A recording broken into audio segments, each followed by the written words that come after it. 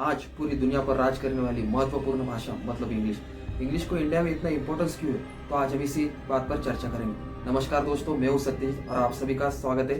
Parliament plan to tax Hindi and regional languages to replace English at centers. क्यों आपसे expect किया जाता है कि अगर आपको अपने करियर में आगे बढ़ना है तो इंग्लिश तो आनी ही चाहिए? तो पहले हम ये पूरा टॉपिक समझेंगे कि इंडिया में इंग्लिश आई कैसे। जैसे कि पहले दुनिया में 25 से 30% देशों पर अंग्रेजों का कब्जा था। वक्त के साथ उन्हें वो देश छोड़कर जाना पड़ा और जैसे जैसे वो देश छोड़ने लगे वो देश आज़ाद होने लगे। उनमें से एक था हमारा इंडिया। उन देशों पर उनके कल्चर की छाप रह गई।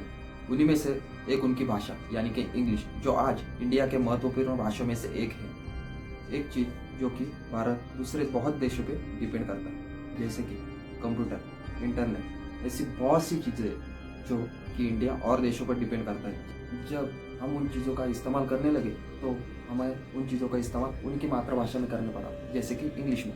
इंडिया में जितने भी बिजनेसेस, कंपनीज और इंडस्ट्रीज है, उनकी जितनी इम्पोर्टेंस इंडिया में है उतनी इम्पोर्टेंस इंटरनेशनल मार्केट में भी है। और बात इंटरनेशनल मार्केट में काम करना हो और इंग्लिश की क्या इम्पोर्टेंस है, ये सभी आपको बताने की ज़रूरत नहीं है। तो इन कंपनी में काम करने वाले एम्प्लॉयज़ को इंग्लिश आनी ही चाहिए, ये बात तो पक्की है। इसलिए यह कंपनीज इंग्लिश भाषिक लोगों को ही पहले प्रेफरेंस देती है। अगर आपको एमएनसी कंपनी में जॉब करना है ना, तो इंग्लिश आना तो पक्का है। यही वजह है कि इंग्लिश को इतना महत्व दिया जाता है। अभी इसी एक भाषा को कुछ लोगों ने बांट लिया, जैसे कि हाई क्लास लोग, लो क्लास लोग। अगर आपका वर्क प्लेस हो, कॉलेज हो या आपका फ्रेंड सर्कल हो, अगर आपको इंग्लिश आती है ना, तो आपका इम्पोर्टेंस जो है ना बहुत ज़्यादा बढ़ जाता है। कुछ इस तरह का माहौल है जो आजकल हमें सभी जगह पर देखने को मिलता है। हज़ारों सालों से बोली जाने वाली हिंदी भाषा को आज महत्व नहीं दिया जा रहा। उसकी जगह पर इंग्लिश भाषा का उपयोग किया जा रहा है। अगर दूसरी तरफ देखा जाए तो हिंदी भाषा बोलने वाले लोगों की संख्या भी तो कम नहीं है।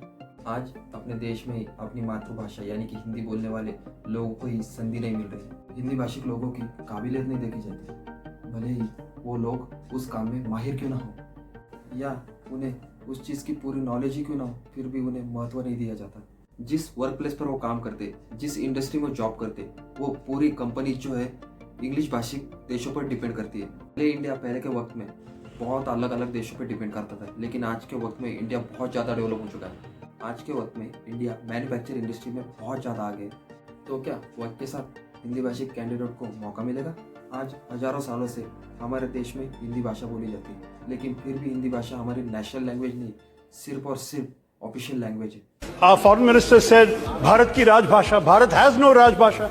जिस देश में जिस भाषा में काम होता है और जो भाषा ज़्यादा से ज़्यादा बोली जाती है, उसे उस देश की मातृभाषा बनाया जाता है। आज इंडिया इतनी तरक्की कर रहा है, प्रोडक्ट खुद मैन्युफैक्चर कर रहा है अपने देश में, जहाँ हिंदी भाषा ज़्यादा से ज़्यादा मात्रा में बोली जाती है। तो आपको क्या लगता है, इंडिया की बढ़ते तरक्की के साथ हिंदी को भी इंग्लिश भाषा जितना महत्व देना चाहिए और हिंदी को हमारी नेशनल लैंग्वेज बनाना चाहिए? हमें प्लीज़ कमेंट बॉक्स में कमेंट करके बताइए। अगर वीडियो अच्छा लगे तो वीडियो को लाइक कीजिए, नए हो तो प्लीज़ चैनल को सब्सक्राइब करते जाइए और आपका क्या क्या सब्जेक्ट है हमें कमेंट करके वो भी बताइए, ताकि ऐसे ही नए नए सब्जेक्ट पर हम वीडियो बना करें। Thanks for watching.